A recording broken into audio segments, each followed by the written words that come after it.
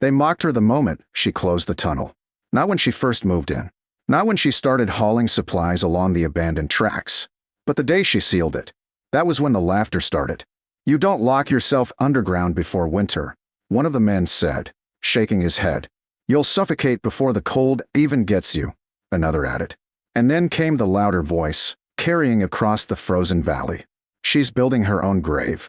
The laughter echoed off the rock walls and disappeared into the mountains. Inside the tunnel, Eliza Hart didn't respond. She couldn't hear them anymore. And that was exactly the point. The tunnel had been abandoned for years. An old rail cut driven straight through the mountain, reinforced with timber beams that had darkened with age. The tracks still ran through it, rusted but intact, leading from one end of the valley to the other. Most people avoided it. Too dark, too damp, too quiet. But Eliza had seen something different the first time she stepped inside. Not darkness, stillness, not exposure. Protection. Outside. Winter came from every direction. Wind cutting across open land. Cold settling into every crack, every weak seam in every structure. Inside the tunnel, there was no wind. No open exposure.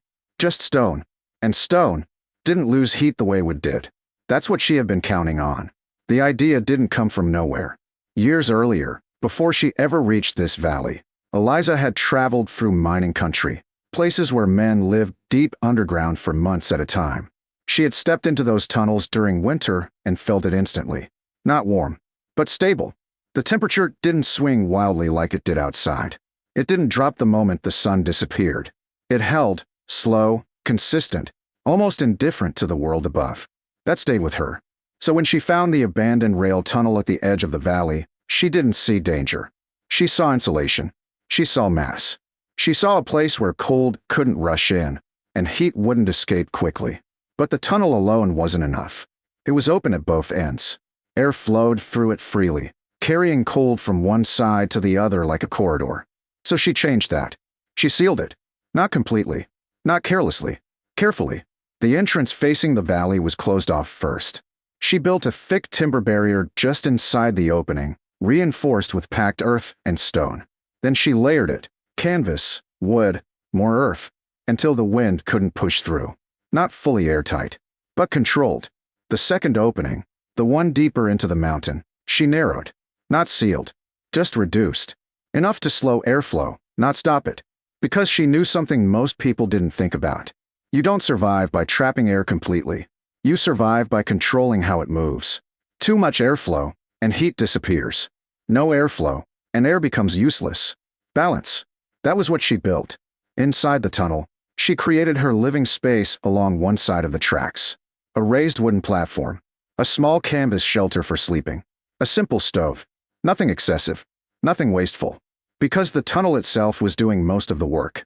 The rock walls stretched thick around her, dense, unmoving, holding whatever temperature they absorbed. And once she lit a fire, that was when it started. The heat didn't rush upward and vanish like it did in open cabins. It spread slowly. The stone absorbed it, held it, and instead of losing it quickly, the space began to stabilize. The first few nights, she tested it. Small fire, minimal fuel, watching, waiting, measuring without tools, just instinct, just experience. The air didn't drop sharply. It didn't fluctuate wildly. It held, and that was enough for her. But outside, they didn't understand any of it. All they saw was a woman sealing herself into a dark tunnel just before winter. And to them, that was madness. "She won't last a week," someone said. "2, maybe," another replied. "She'll come out begging before the first storm hits." Eliza never answered. She didn't need to, because she wasn't preparing for comfort. She was preparing for what the valley hadn't seen yet. Winter arrived quietly, a steady fall of snow, cold settling in slowly, covering the land in white. At first, everything seemed normal. Cabins smoked, fires burned, men worked, and for a while, nothing separated her from the rest of them. Until the first storm. It came fast. Wind tearing across the valley, snow driving sideways, visibility dropping to almost nothing. Cabins took the hit the way they always did. Direct. Walls held. Fires burned higher. Heat pushed back against the cold. Inside the tunnel, something different happened.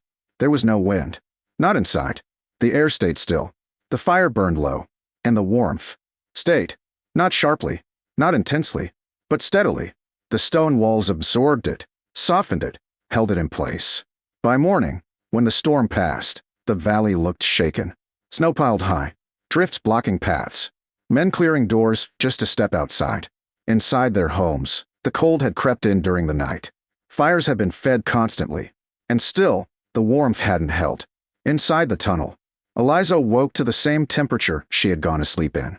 No sudden drop, no rush to rebuild heat. Just consistency. That was the first difference. The second came a week later. The temperature dropped. Not gradually, all at once. The kind of cold that didn't give warning. Breath froze midair. Wood snapped under pressure. Water turned solid even inside poorly insulated cabins. That was when the valley began to feel it. Fires burned harder.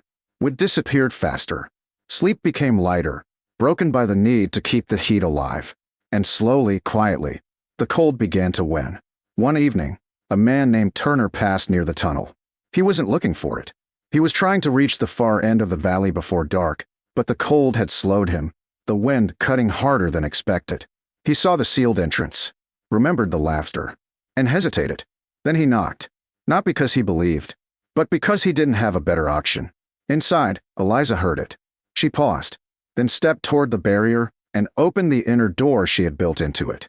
The moment it cracked open, something unexpected happened. Warmth didn't rush out violently. It didn't get pulled away. It just met the cold and held. Turner stepped inside and stopped. The air wasn't hot, but it wasn't biting either. It felt stable. He looked around. The tunnel stretched into darkness behind her, but the space near the entrance was lit with a soft, steady glow. The fire was small, far smaller than what he had been fighting to maintain in his own cabin. And yet, it was enough. How, he asked, his voice low. Eliza glanced at the walls. It doesn't lose heat fast, she said. Turner frowned. That's it. She nodded. He didn't understand fully. Not yet. But he felt it. And when you feel something working in a winter like this, you don't ignore it. He stayed longer than he meant to. And when he left, the cold outside hit harder than before. Because now, he knew the difference. The laughter didn't stop immediately, but it changed. Because winter wasn't finished. Not even close. And the valley was starting to realize they might not be ready for what came next. Winter didn't ease. It settled deeper. The kind of cold that stopped feeling like weather and started feeling like pressure. Constant, quiet, and unrelenting. It pressed into the valley day after day, tightening its grip until even the strongest routines began to fail. Fires no longer brought comfort. They brought delay. Across the valley, woodpiles dropped faster than anyone expected. Men who had planned carefully now counted their remaining days instead of their remaining logs. Sleep became shallow, broken by the need to keep flames alive through the night. And still, the heat slipped away. Cabins weren't collapsing. They were losing. Slowly, quietly, inevitably. Inside the sealed tunnel, nothing moved that way. Eliza's heart's fire burned low, steady, and the space around her didn't react to the outside world the way everything else did. The temperature didn't spike when she added wood. It didn't crash when the flames settled. It held. The stone absorbed heat during the day, releasing it slowly through the night. The air stayed controlled, the small vent at the far end allowing just enough movement to keep it fresh without letting the warmth escape. There was no fight, no urgency, just consistency. Turner returned first. This time, he didn't knock like a stranger. He stepped up to the entrance and called out, his breath visible in the freezing air. Eliza opened the inner door. He stepped inside quickly, shutting the cold behind him. And again, he felt it. That same steady air. Not warm enough to shock the skin, but stable enough to calm it. He exhaled slowly. It's the same, he said. Eliza nodded. It stays that way. Turner glanced back toward the sealed entrance, then deeper into the tunnel. You're using less wood. It wasn't a question. No reason to burn more, she replied. That was what stayed with him. Not the structure. Not the idea. The result. Less effort. More stability. He left that day without saying much. But he didn't keep it to himself. By the next evening, 2 more men came.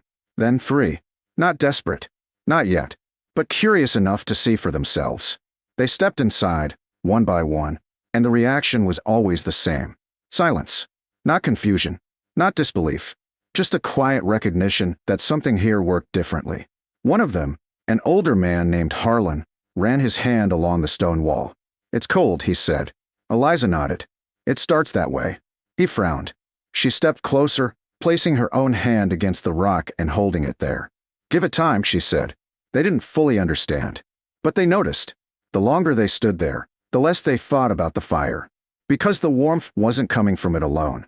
It was coming from the space itself. That was enough. The laughter stopped after that. Because the valley had reached a point where pride didn't matter. Survival did. The cold deepened again a few days later. The worst yet. Wind tore across the open land, forcing its way through every weakness. Snow piled higher, pressing against doors, blocking exits, isolating cabins from one another. Inside those cabins, the pattern repeated. Burn hotter. Lose faster. Repeat. But this time, some didn't keep up. A few homes went cold overnight. Not because the fires died. Because they couldn't hold. That's when people stopped pretending. They came to the tunnel. Not in crowds. But steadily. Eliza didn't let everyone stay. She couldn't. The space, while stable, wasn't endless. Too many bodies, too much movement, and the balance would break. So she managed it. Those in worst condition stayed longer. Others rotated. They came in, warmed, rested, then left to tend what remained of their own homes. It wasn't perfect, but it worked. Because the tunnel didn't need constant fuel. It didn't need constant attention. It just needed to hold what it already had. One night, during the peak of the storm, Harlan returned. This time, he didn't hesitate at all. He stepped inside, closed the door, and stood there, letting the warmth settle into him. He looked around. The same small fire. The same steady air. The same quiet control. He turned to Eliza. "You didn't fight the winter," he said. She shook her head. "No." He waited. "You stepped out of it," he added. Eliza didn't correct him. But she didn't agree either.